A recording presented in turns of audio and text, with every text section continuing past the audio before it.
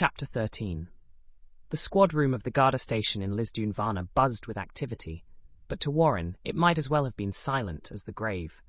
His world had narrowed to the space taken up by the table between himself and Inspector O'Malley, the stern-faced officer who held Warren's fate in his hands.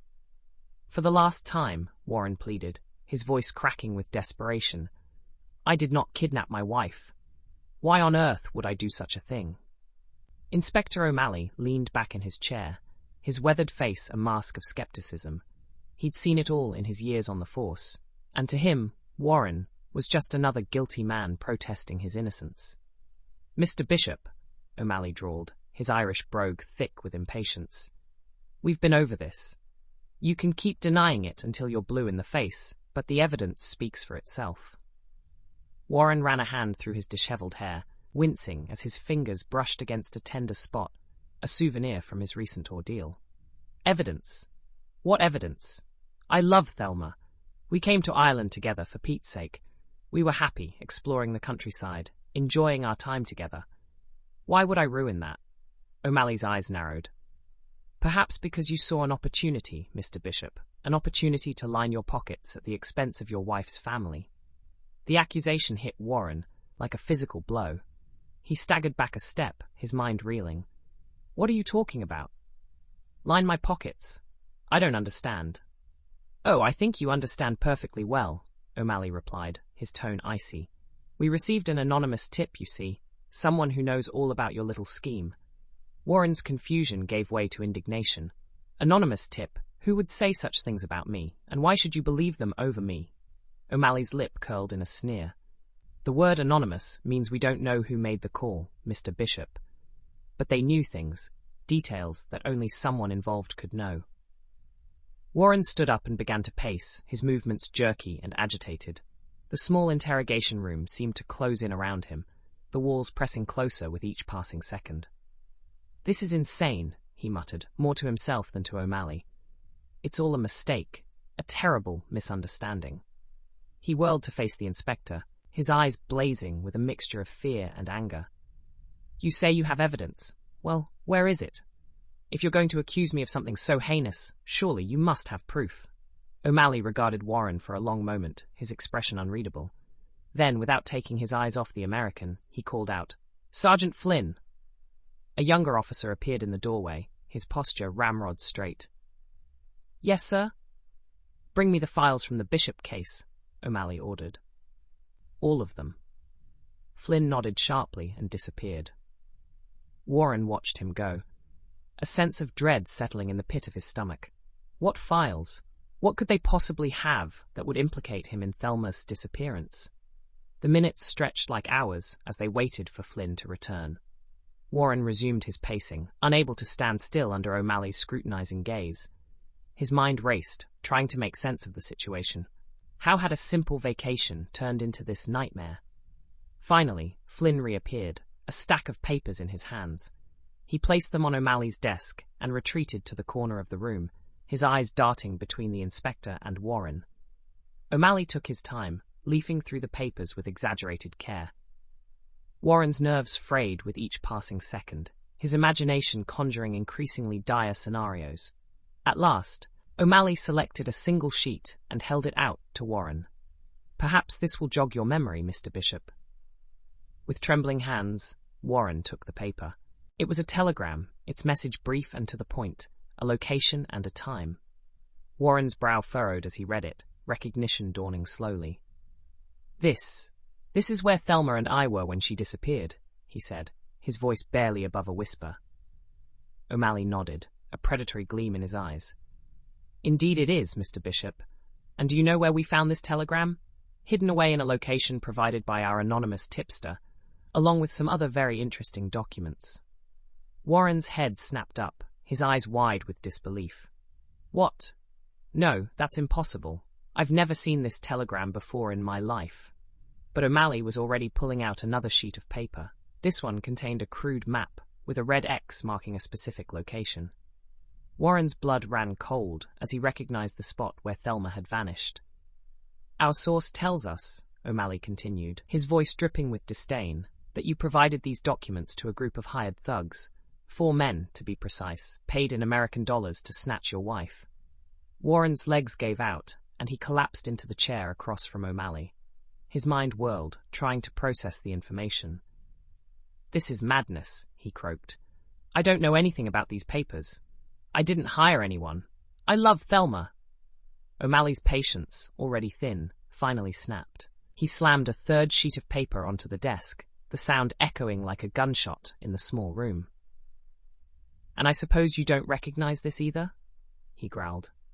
Warren leaned forward, his eyes struggling to focus on the handwritten notes before him. As he read, the color drained from his face. The page detailed a phone call to the States, to a number he recognized as belonging to Thelma's parents.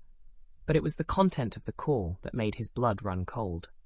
A demand for $20,000 to be transferred to a specific account number. O'Malley loomed over him, his voice low and dangerous. "Is this your banking account number, Mr. Bishop?" Warren's mouth worked soundlessly, his mind a maelstrom of confusion and fear. How could this be happening? How could these documents exist? I, he stammered, unable to form a coherent thought. "Speak up, man," O'Malley barked. "Is this or is this not your account number?" Warren nodded numbly, his voice barely audible. "Yes, that's my account number." The admission seemed to hang in the air between them, heavy with implication. O'Malley straightened, a look of grim satisfaction on his face. "Right then," he said, turning to Flynn. "Take Mr. Bishop to a holding cell. We'll continue this discussion later, when he's had some time to think about his situation." Warren didn't resist as Flynn took his arm, guiding him out of the interrogation room and down a long, dimly lit hallway. His mind was blank, shock having temporarily short-circuited his ability to think or feel.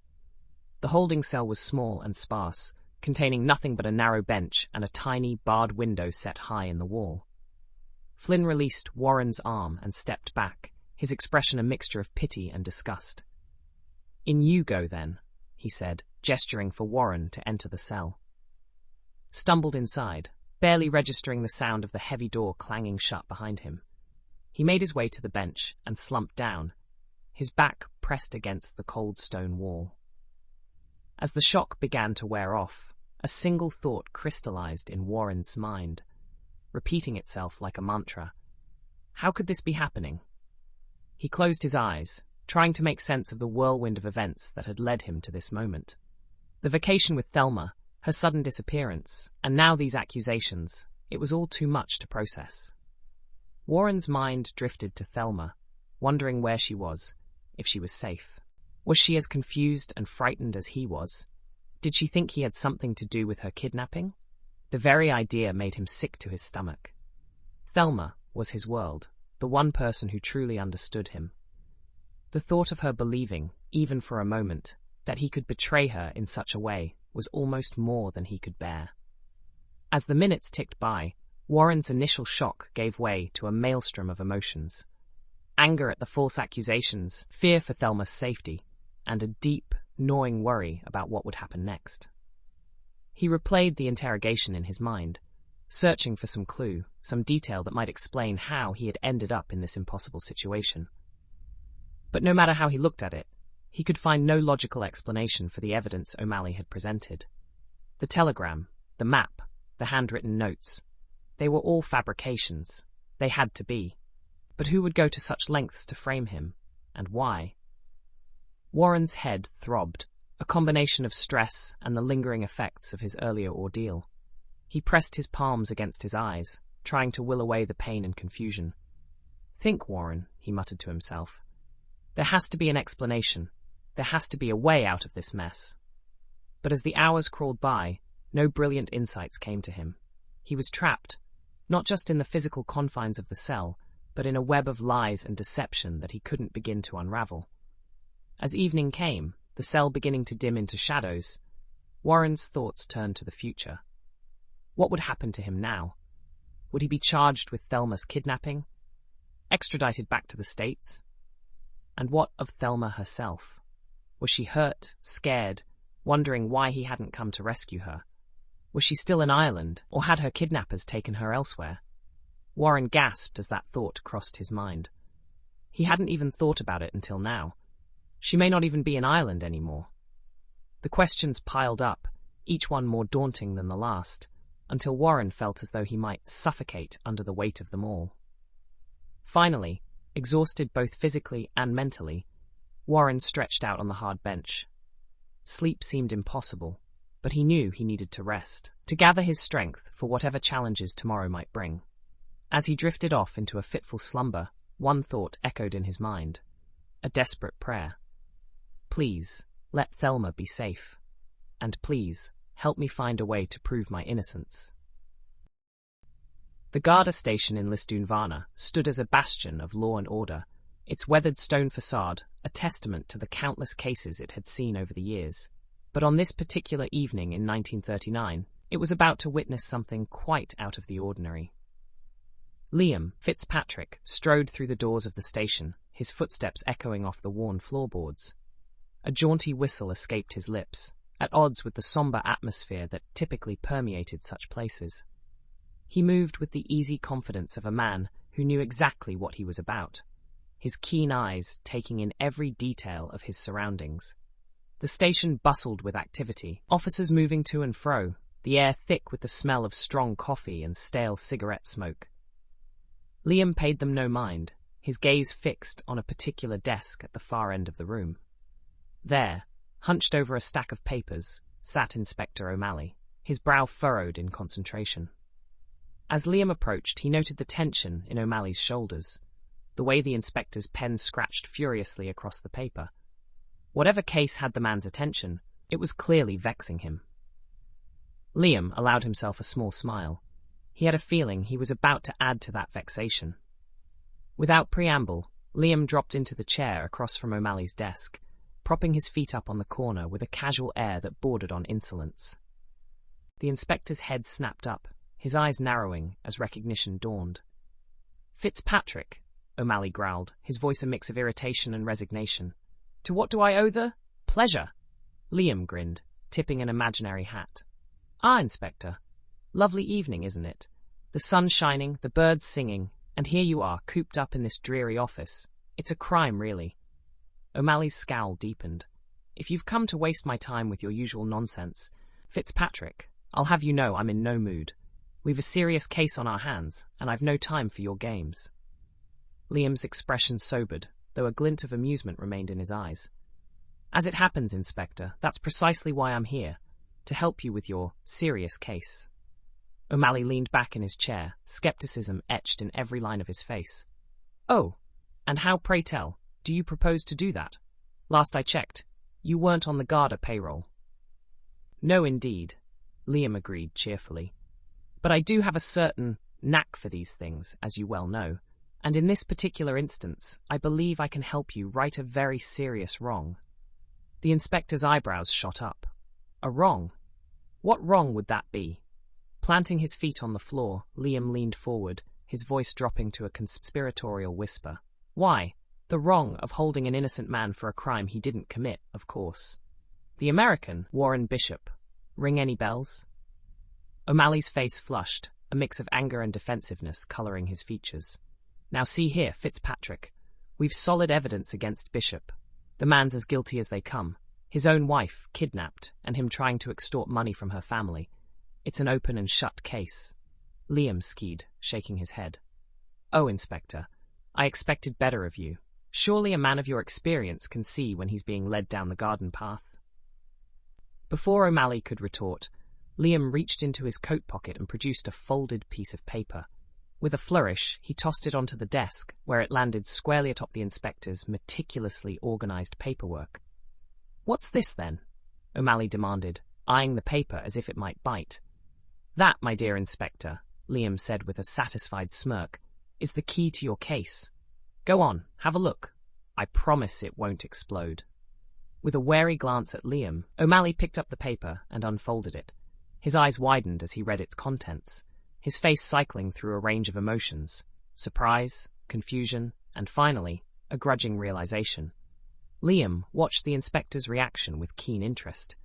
He could practically see the gears turning in O'Malley's head as the man struggled to reconcile this new information with his preconceived notions of the case. "Well?" Liam prompted, after a moment of silence.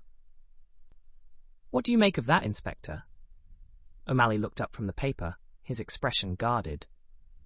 "Where did you get this, Fitzpatrick? And what makes you think it's genuine?" Liam waved a dismissive hand. "The source is irrelevant. What matters is the content. It's clear as day that someone is trying to frame Warren Bishop. They want him out of the picture, locked away while they go about their nefarious business." The inspector's brow furrowed as he considered Liam's words. "But the evidence we have is circumstantial at best," Liam interrupted, "and likely planted by the same people who are behind this whole mess. Think about it, O'Malley. What's more likely, that an American tourist suddenly decided to kidnap his own wife and extort her family, or that someone with a vested interest in keeping Bishop out of the way set him up?" O'Malley leaned back in his chair, his fingers drumming a thoughtful tattoo on the desk. For a long moment, he said nothing, his gaze distant as he mulled over the implications of Liam's revelation. Finally, with a heavy sigh, the inspector reached for his telephone. "Constable Murphy," he barked into the receiver, "bring the American Bishop to my office. Now." As O'Malley replaced the handset, Liam allowed himself a small smile of triumph. It wasn't often he got to see the inspector admit to a mistake, even tacitly. This was shaping up to be an interesting day indeed.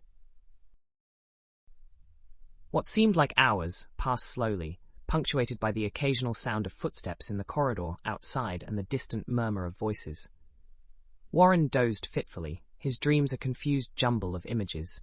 Thelma's smiling face, O'Malley's accusing glare, the damning evidence spread out on the interrogation room table. Warren sat up, wincing at the stiffness in his muscles. The events from earlier came rushing back, and for a moment he hoped it had all been a terrible nightmare. But the cold reality of the cell around him quickly dispelled that notion. This was real, all too terrifyingly real. Warren stood, stretching his aching limbs as best he could in the confined space. He paced the length of the cell, 3 steps one way, turn, 3 steps back, his mind racing as he tried to formulate a plan. He needed to contact someone, to get help. But who? He was in a foreign country, with no real connections beyond the few acquaintances he and Thelma had made during their travels. And even if he could reach out to someone, who would believe him over the evidence the Garda had? As he pondered his options, the sound of approaching footsteps caught his attention. Warren turned towards the cell door, his heart rate quickening. Was it O'Malley coming to continue the interrogation? Or perhaps someone bringing news about Thelma? The key rattled in the lock, and the door swung open to reveal a young officer Warren hadn't seen before. The man's face was impassive as he addressed Warren. "Mr. Bishop, if you'll come with me, please. Inspector O'Malley wants to speak with you again." Warren nodded, swallowing hard as he followed the officer out of the cell. As they walked down the corridor, he steeled himself for another round of accusations and denials. But this time, he vowed, he would not let O'Malley rattle him. He would stay calm, think clearly, and find a way to prove his innocence. Because he had to. For Thelma's sake, and for his own, he had to find a way out of this nightmare. The wait for Warren's arrival stretched into minutes that seemed to crawl by with agonizing slowness. Liam used the time to observe O'Malley, noting the way the inspector's eyes kept darting back to the ransom note, his expression a mix of frustration and grudging curiosity. At last, the sound of approaching footsteps broke the tense silence. Liam turned to see Constable Murphy leading a disheveled and bewildered-looking Warren towards the desk. The American's wrists were still bound in handcuffs, and his face bore the haggard look of a man who had spent the day or so contemplating a bleak future. O'Malley stood as they approached, his face an inscrutable mask. "Remove those cuffs, Constable," he ordered, his tone gruff, but not unkind. As Murphy complied, fumbling slightly with the keys, Warren's gaze darted between O'Malley and Liam, confusion evident in his eyes. "What's going on?" he asked, his voice hoarse. "Have you found Thelma?" O'Malley cleared his throat, clearly uncomfortable with the situation. "Mr. Bishop," he began, "it seems there have been some developments in your case. New evidence has come to light that suggests you may not have been involved in your wife's disappearance after all." Warren's eyes widened, a spark of hope lighting in their depths. I've been telling you that all along. I would never hurt Thelma. Never. The inspector held up a hand, silencing Warren's protests. Be that as it may, Mr. Bishop, we still have a serious situation on our hands. Your wife is missing, and whoever is behind her disappearance clearly went to great lengths to implicate you. Liam chose this moment to interject, rising from his chair with fluid grace. Which is why, Inspector, I believe it's in everyone's best interest if Mr. Bishop is released into my custody. I have resources that might prove useful in getting to the bottom of this mess. O'Malley's eyes narrowed, suspicion clear in his gaze. And what exactly do you propose to do, Fitzpatrick? This is still an active Garda investigation. Liam smiled, a wolfish grin that didn't quite reach his eyes. Oh, I wouldn't dream of interfering with your investigation, Inspector. I simply think Mr. Bishop here might benefit from a fresh perspective on his predicament. And who knows, we might just stumble upon a clue or two that could help bring Mrs. Bishop home safely. The inspector considered this for a long moment, his gaze flicking between Liam and Warren. Finally, with a resigned sigh, he nodded. Very well, Fitzpatrick, but I want it understood that Mr. Bishop is to keep us informed of any developments. If the kidnappers make contact again, I expect to be notified immediately. Is that clear? Warren nodded eagerly, relief washing over his features. Of course, Inspector. Anything to help find Thelma. With a curt nod, O'Malley waved them towards the door. Off with you, then.